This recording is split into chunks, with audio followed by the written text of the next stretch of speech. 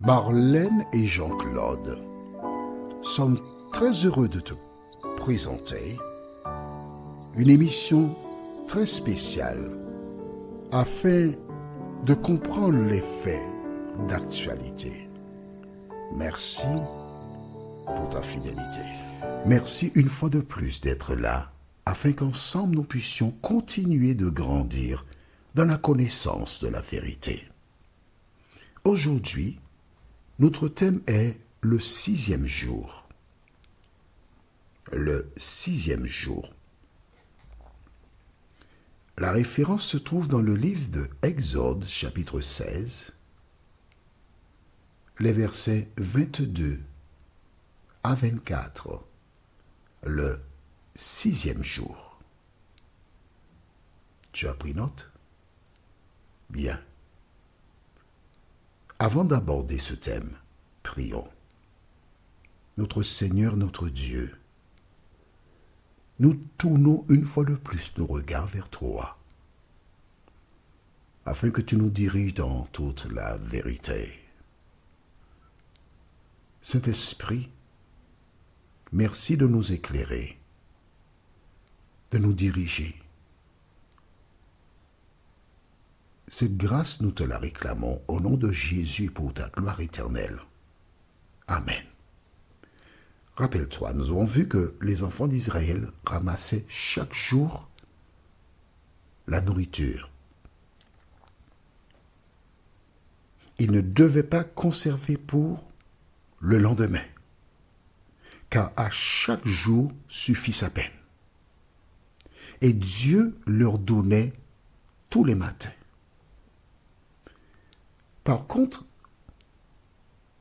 certains petits malins, dès le premier jour probablement, doutant de Dieu. Or, tu as vu, nous en avons parlé récemment, lorsque Moïse a dit, est-ce que de ce rocher nous pourrons faire sortir de l'eau pour vous? Alors que Dieu lui a dit, parle au rocher, il te donnera de l'eau. Mais ça paraissait trop simple, ça paraissait trop facile. En même temps, voici cet homme Moïse qui, pendant un moment, a obéi à l'Éternel. Parce que, regarde bien, on était dans Nombre chapitre 20. Depuis Exode chapitre 3, il a commencé à communiquer avec l'Éternel. Tout le livre d'Exode, il a communiqué avec l'Éternel, Moïse. Après Exode, c'est Lévitique, il a communiqué avec Dieu. Après, on arrive à Nombre jusqu'au chapitre 20, et il met en doute la parole de Dieu. Qu'est-ce que cela nous indique? Tout simplement que celui qui se croit fort ne prenne garde de tomber. Cet homme qui est monté sur la montagne, il est resté 40 jours et 40 nuits sans manger, sans boire, en échangeant avec Dieu. Il a eu de magnifiques expériences. Quand il est descendu de la montagne, son visage resplendissait. Il a vu la face arrière de Dieu, parce que nul ne peut voir sa face et vivre. Et cet homme, avec tant de privilèges, comment peut-il faire une affaire comme ça? C'est ce que disent les profanes. Mais laisse-moi te dire, depuis sa naissance, le diable était sur ses talons. Il était dans le désert, il était présent, le diable. Lorsqu'ils ont traversé la mer Rouge, le diable était encore présent. Il n'a jamais lâché Moïse. Il attendait le moment propice pour l'inciter à la faute. Et il fait de même pour chacun de nous.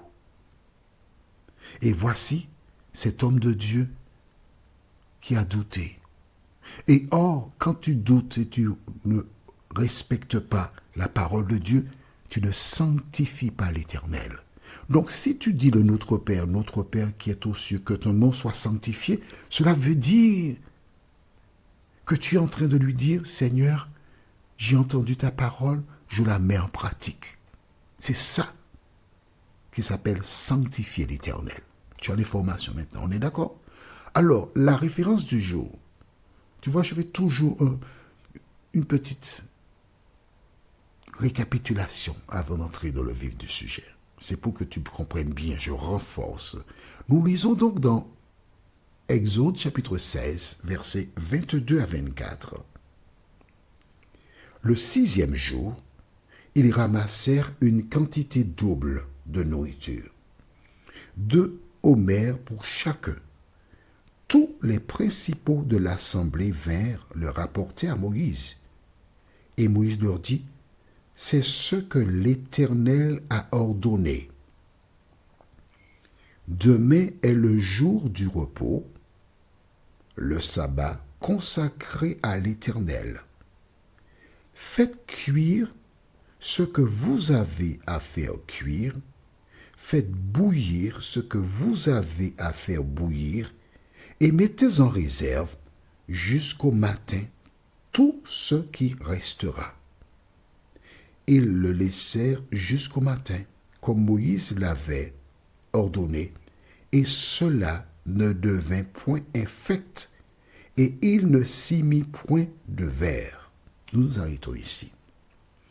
Je voudrais te dire d'emblée que cette série a été rédigée, préparée.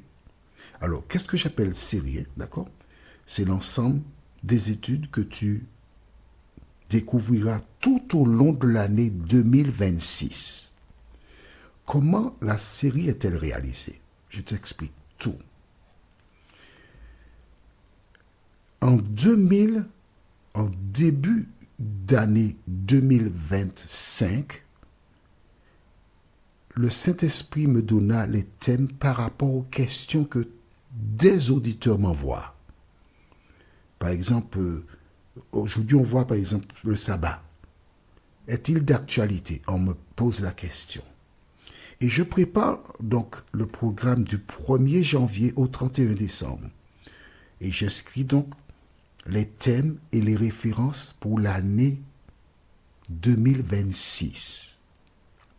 Actuellement, nous sommes le 7 septembre 2025 à 6h46.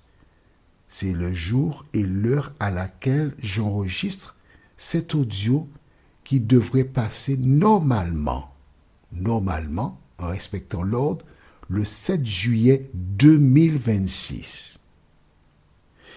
C'est-à-dire que je lis ma Bible le 31 décembre, 1 heure avant le coucher du soleil, puisque pour moi, l'année débute au coucher du soleil du 31 décembre, c'est ce que dit la Bible du reste, et je finis au plus tard au mois de mars. Et c'est à partir du mois de mars-avril que je rédige la programmation, et ensuite, à partir du mois de mai, je commence à enregistrer l'année d'avant. Donc, tout ce que tu entendras en 2026 aura été enregistré.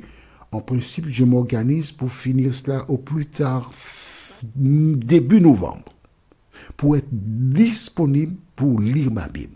Tu comprends? Bien. Alors, quelqu'un m'a posé la question, oui, mais le jour de la préparation, parce que Jésus est mort. Donc, je suis obligé d'expliquer cela. Mais je te répète, je ne fais pas de propagande pour aucune communauté religieuse. Je présente la vérité et le Saint-Esprit se charge de te diriger. D'accord? Je ferme la parenthèse.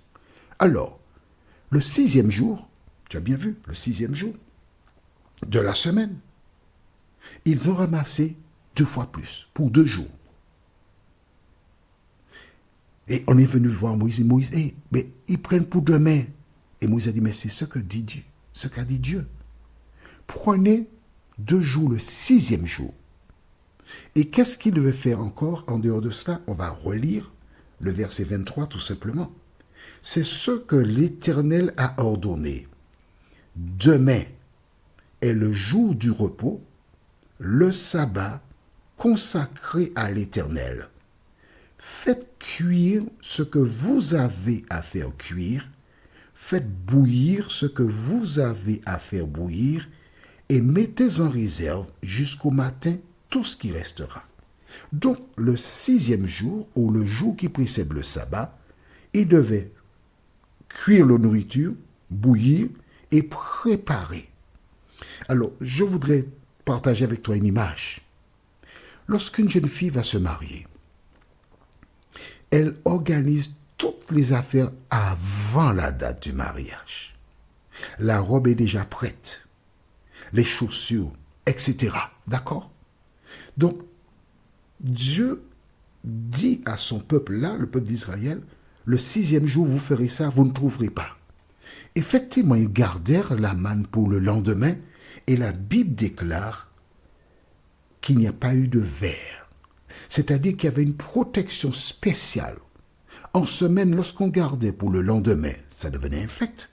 Mais lorsqu'on avait récupéré le 6e jour, le 7e jour, on consommait la nourriture et elle n'était pas infecte. Comment comprendre cela? Personnellement, je ne cherche pas à comprendre. J'ai réalisé tout simplement que Dieu a mis encore un test. Et je n'ai pas cherché à comprendre. Mon seul devoir, c'est d'obéir. Et voilà pourquoi les Hébreux, les Juifs, observent ce qu'on appelle le sabbat, le 7e jour, qui est un jour spécial. Mais attention, j'ouvre une parenthèse, je la referme tout de suite. Allons dans le livre de Genèse, chapitre 2. Genèse, chapitre 2, et nous lirons les versets 1 à 3. Genèse 2, versets 1 à 3. Déclare, « Ainsi furent achevés les cieux et la terre, et toute leur armée. Dieu acheva au 7e jour son œuvre qu'il avait faite, et il se reposa au 7e jour de toute son œuvre qu'il avait faite. Dieu bénit le 7e jour, et il le sanctifia parce qu'en ce jour, il se reposa de toute son œuvre qu'il avait créée en la faisant. » Je voudrais seulement te dire qu'à l'origine, quand Dieu a créé les choses, d'accord, il n'a béni aucun autre jour que le 7e jour. À l'époque, il n'y avait que Ève et Adam. Et il n'y avait pas de Juifs. Les deux premières personnes, Ève et Adam, sont les premières personnes qui expérimentèrent le 7e jour. Notre thème pour notre prochaine étude s'intitule « Vous n'en trouverez point ». Nous avons deux références. Exode chapitre 16, versets 26 et 27, et Luc 23, versets 54 à 56. Exode chapitre 16, versets 26 et 27, et Luc 23, versets 54 à 56. Prions. Notre Seigneur et notre Dieu, merci pour la parole. Cet esprit, merci de nous aider à la comprendre. À la lumière de tout ce que nous venons de découvrir, nous te demandons une seule chose, Seigneur. Transforme nos cœurs et nos pensées. Et aide-nous à obéir chaque fois que tu nous parles. Merci de nous avoir entendus et exaucés. Nous t'avons prié au nom de Jésus et pour ta gloire éternelle. Amen. Que l'Éternel continue de te bénir et il me tarde de te retrouver. Nous sommes parvenus au terme de notre réflexion. Si d'aventure tu as une question, il te suffit d'envoyer un message par le biais de WhatsApp au numéro suivant, plus 596 696 88 93 93. Et alors Jean-Claude, moi, je me ferai un réel plaisir de répondre à ta question.